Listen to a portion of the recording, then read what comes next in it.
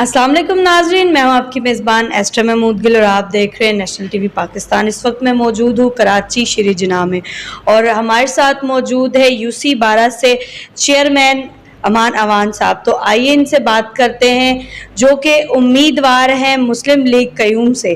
तो आइए इनसे जानते हैं। अस्सलाम वालेकुम। वालेकुम सलाम। कैसे है सर, खैरियत से? जी मैं ठीक हूँ एस्टर साहिबा, वेलकम, खुशामदीद, आप आएँ, बहुत शुक्रिया आपने अपने कीमती वक्त से वक्त दिया और आप हमारी आवाज़ आवाम तक पहुँचाने के लिए आए, मैं आपका बहुत मशकूर हूँ।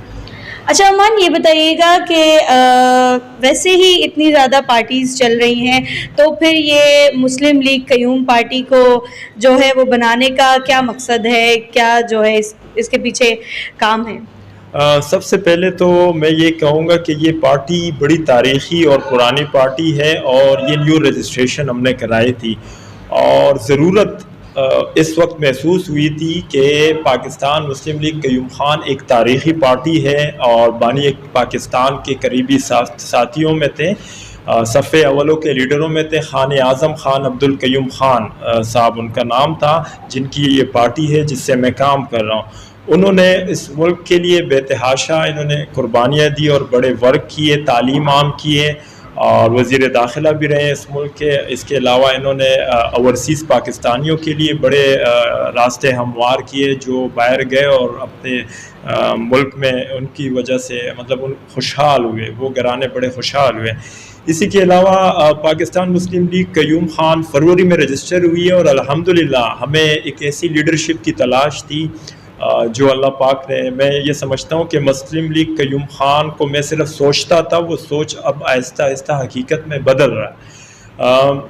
हमें जो लीडरशिप इस वक्त मिला है पाकिस्तान मुस्लिम लीग कयूम खान के चेयरमैन सैयद फ़कीर हुसैन बुखारी साहब, अल्लाह पाक के बाद, अल्लाह पाक की तारीफ़ के बाद हम यकीनन उनकी तारीफ़ करेंगे कि उन्होंने इस वक्त एक ऐसी एक टीम ऑर्गेनाइज़ कर रहे हैं इस मुल्क में कि आने वाले वक्तों पे इंशाल्लाह आप देखेंगे कि इस मुल्क के जितने भी मसाइल हैं अल्लाह पाक के बाद हमारी टीम और पाकिस्तान मुस्लिम लीग कयूम खान आपको पूरे मुल्क में ऑर्गेनाइज भी दिखेगी और वो हर उस नौजवान को आगे लाएगी जो मेहनत करना चाहते हैं और इस मुल्क के लिए काम करना चाहते हैं, इस मुल्क के नेशनल कॉस्ट के लिए।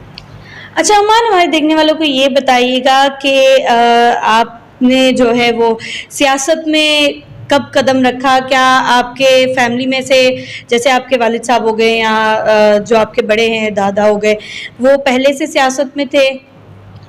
जी एस्टर साहिबा, आपने बहुत अच्छा सवाल किया कि मेरे फैमिली में से कोई सियासत में थे।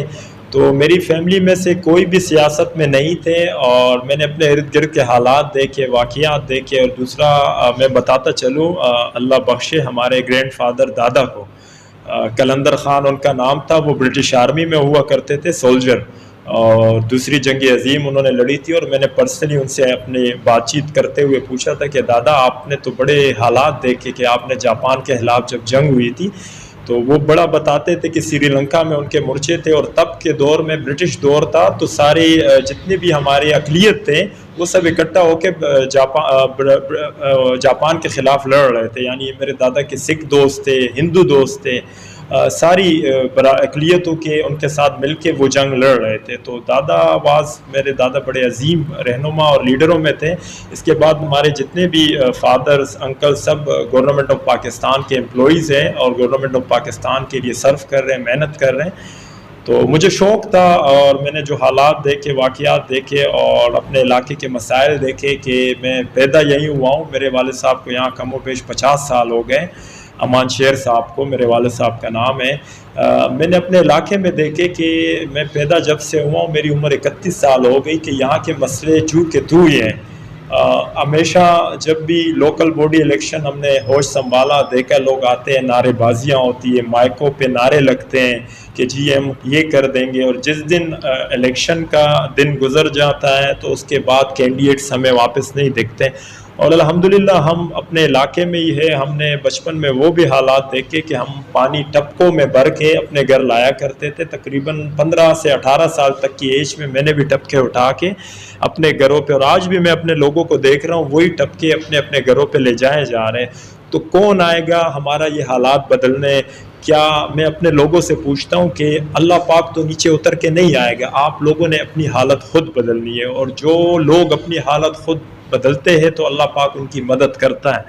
تو میں یہی کہوں گا ان کے لیے ایک یو سی اپنا بلدیات الیکشن آئے ہوئے ہیں, آپ لوگ کے پاس ایک موقع ہے, اگر میری نیت صاف ہو تو اللہ مجھے پاس کرے, اور اسی طرح کسی بھی کینڈیڈیٹ کی نیت صاف ہو, اس علاقے کے لیے کچھ کرنا چاہتے چاہے وہ جس بھی پارٹی سے ہو, اللہ ان کو پاس کرے. میری کسی سے ذاتی نفرت نہیں ہے, میں ہر پارٹی کے عہدیدارانوں کی رسپیکٹ کرتا ہوں, ہر پارٹی کے لیڈروں کی رسپیکٹ کرتا ہوں, پر ان مسائل کو دیکھتا ہوں کہ یہ کیوں حل نہیں ہو رہے. تو میں کیمرے کے ذریعے اپنے نوجوانوں کو بھی کہوں گا کہ وہ بھی ذرا عملی ورک کا مظاہرہ کریں اور اپنے موبائلوں کی زندگیوں سے نکلیں, موبائل کو کم وقت دیں, اپنے علاقے کے مسائل بھی دیکھیں, کچھ گورنمنٹ کرے, کچھ آپ کریں.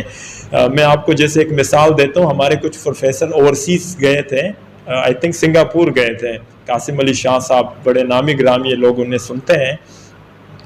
تو انہوں نے بتایا کہ جب ہم سنگاپور گئے تو ہم نے ایک ٹیکسی ہائر کی, اور جب ہم نے ایک ٹیکسی ہائر کی تو ہم اپنی ایک میٹنگ میں گئے اور وہ ہم نے اٹینڈ کی. تو جب ہم واپس میٹنگ سے آئے تو ہم نے پورے دن کے لیے ٹیکسی ہائر کی تھی, تو ہم اس ٹیکسی کڑی ہوئی تھی اور اس ڈرائیور کو ہم ڈھونڈ رہے تھے. تو ڈرائیور جو تھا وہ ہمیں نہیں مل رہا تھا, تو ہم تھوڑا سا آس پاس گئے اور دیکھا ایک آگے وہ گلی میں گلی میں کچرا صاف کر رہا. تو ہم نے کہا کہ بھائی آپ کو تو ہم نے بکنگ کی ہے پورے دن کہ آپ یہاں کچرا کیسے صاف کر رہے ہو, آپ ہمارے ساتھ چلو.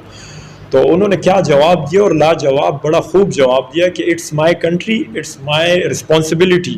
تو میں ہر پاکستان سے کہوں گا کہ یہ آپ کی, ہر پاکستانی کی کنٹری ہے, آپ کی ذمہ داری ہے کہ آپ اپنے ارد گرد جو بھی مسئلے ہو یا گندگی ہو, اور اسپیشلی میں یہاں پہ ایک اور بات کرتا چلوں کہ میں اکثر سڑک پہ آتا ہوں تو میں دیکھتا ہوں کہ ہمارے جو ٹریفکس کہ جتنے بھی ہماری سواریاں ہیں, ہمارے لوگ ہیں, وہ بڑے بے صبرے ہو چکے ہیں. یا اگر میں دیکھتا ہوں ایک لیڈیز سڑک کراس کرتی ہے تو کوئی ان کو راستہ نہیں دیتا ہے. میں نے دبئی میں دیکھا ہے, دبئی میں میں نے دیکھا ہے کہ کوئی بھی لیڈیز ہو, چاہے وہ جس ایج کی ہو, اور وہ روڈ کراس کرنے کی طرف آ رہی ہو تو دور سے ٹریفک رک جاتی ہے رسپیکٹ کے لیے. تو ہمیں بھی ایک معزز معاشرے کا ثبوت دینا چاہیے کہ جب بھی ہم لیڈیز سڑک پہ دیکھیں, دور سے دیکھیں, قریب سے دیکھیں, جب ہمیں لگے کہ ایک لیڈیز ہے تو رک کے ان کو رسپیکٹ دے کے اس کراس کرنے میں مدد کرنی چاہیے. تو ایک اچھا امان, یہ بتائیے گا کہ آپ کو سیاست میں کتنا ٹائم ہو گیا؟ جی مجھے ہو گئے تقریباً 6 سال کم و بیش جب سے میں عملی سیاست میں نے حصہ لیا ہے, اور اپنے ارد گرد معاملات دیکھتا ہوں. لوگ بلاتے اکثر اوقات, مجھے 4 بجے بھی کال آئی ہے, ایک آدھ دفعہ ایک واقعہ پیش آیا تھا, ایک مرڈر کیس تھا, ڈیفینس میں ایک مرڈر ہوا تھا, تو اس میں مجھے ایک 4 بجے کال آئی کہ آپ ذرا آئیں ہماری مدد کریں. تو میں نے پہلے تو مجھ سے نہیں اٹھا جا رہا تھا, پھر جب دوسری کال آئی, ایک رونے کا انداز تھا, ایک بزرگ تھا, تو میں نے دیکھا کہ یہ تو ایک مدد اللہ نے میرے دل میں ڈالا, اور میں اٹھا 4 بجے ان کے لیے. اور جب میں جناح ہاسپٹل پہنچا تو جب مجھے واقعہ پتہ چلا کہ ایک بزرگ نے ایک شہری کی مدد کی تھی کہ وہ اس کو ہاسپٹل لے کے جا رہا تھا اور راستے پہ ان کا انتقال ہو گیا. تو جب میں نے اس بزرگ سے ملا اور اس سے پوچھا تو جیسے ہاسپٹل پہنچا تو وہ رو رہا تھا, اور مجھے کہا کہ مجھے بچا لو. تو میں نے کہا کیا ہوا ہے آپ کو بابا, آپ کیوں پریشان ہو, میں آ گیا ہوں, آپ کا بیٹھا ہوں. تو انہوں نے مجھے بتایا کہ میں تو اس شہری کی مدد کر رہا تھا, اور جب میں اس کو ہاسپٹل لایا ہوں تو MLO رپورٹ بنتی ہے, پولیس بناتی ہے, تو وہاں جو انتظامیہ تھی پولیس کی تو انہوں نے کافی ان کو پریشان کیا تھا. اور میری اس عید میں آئی جی غلام نبی میمن صاحب کے ساتھ ان کے گھر پہ ملاقات ہوئی تھی, تو میں نے IG صاحب کو امینڈمنٹ کے حوالے سے یہ باتیں کی ہے, اور آپ کے کیمرے کے ذریعے بھی دوبارہ ریپیٹ کراؤں گا کہ جو بھی شہری کسی کی مدد کرے, یعنی راستے سے ایکسیڈنٹ کیس ہو یا راستے سے ایکسیڈنٹ کیس ہو یا کوئی بھی حادثہ ہو اور کسی کو ہاسپٹل لے جایا جاتا ہے, تو خدا را ایسی امینڈمنٹ کرے کہ اس شہری کو انعام ملے. اگر انعام نہ ملے تو اس کو پریشان نہ کیا جائے, کیونکہ جب آپ انعام دیں گے تو اور شہریوں کے دل میں وہ جذبہ آئے گا اور وہ لوگوں کی مدد کریں گے. تو میں نے IG غلام نبی میمن صاحب اس وقت ہمارے, ان سے میری اس عید میں ملاقات ہوئی تھی, اور انہوں نے کافی خاطرداری اور مجھے کافی انہوں نے میری بات سنی اور رسپیکٹ بھی دی, اللہ ان کو خوش رکھے, اور مجھے دعوت دی کہ آپ جب بھی چاہو میرے دفتر میں آئیں, IG ہاؤس آپ کے لیے کھلا ہے اور آپ ہمارے ساتھ مسائل حل کر سکتے ہیں اس شہر کے. اچھا امان، یہ بتائیے گا کہ جب سیاسی سرگرمیاں ہوتی ہیں یا جب الیکشن آتے ہیں تو بلدیاتی الیکشن میں سیاسی سرگرمیاں بھی بہت جو ہے وہ جوش و خروش میں نظر آتی ہیں، تو اس کے بعد جو ہے وہ پارٹیوں کو اور جو عہدیداران ہیں ان کو کیا ہو جاتا ہے، کہاں چلے جاتے ہیں سب. اس سے پہلے جو ہے وہ بڑی سیاسی سرگرمیاں نظر آ رہی ہوتی ہیں، سارے کام ہو رہے ہوتے ہیں، بلدیات کے بھی ہو رہے ہوتے ہیں، تو اس کے بعد کیا ہوتا ہے؟ بہت اچھا سوال کیا آپ نے، اور آپ کے کیمرے کے ذریعے میں ساری عوام الناس سے یہ کہتا ہوں کہ جاگ جاؤ، جاگ جاؤ، کوئی نہیں آئے گا آپ کو اس کے بعد جگانے. کہ دیکھیں جب بھی الیکشنز قریب آتا ہے تو لوگ آتے ہیں اور آپ کے ساتھ مختلف وعدے کرتے ہیں. خدا را اپنے حقیقی نمائندوں کو پہچانے.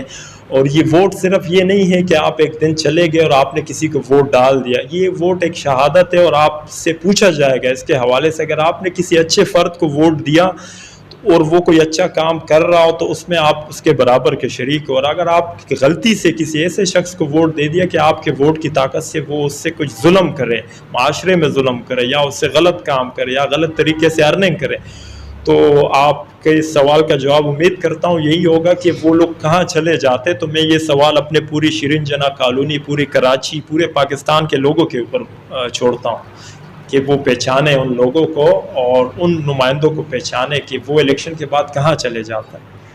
جی تو ناظرین، جیسا کہ آپ نے دیکھا کہ ہمارے ساتھ موجود ہیں امان اوان صاحب، جن کا کہنا یہی ہے عوام سے کہ اپنے لیے بہتر لیڈر کا انتخاب کیجئے اور پاکستان مسلم قیوم کو ووٹ دے کر زیادہ سے زیادہ کامیاب کیجئے تاکہ عوام کی خدمت زیادہ سے زیادہ کر سکے. کیمرہ مین تنویر علی کے ساتھ آپ کی میزبان ایسٹر محمود گل، نیشنل ٹی وی پاکستان.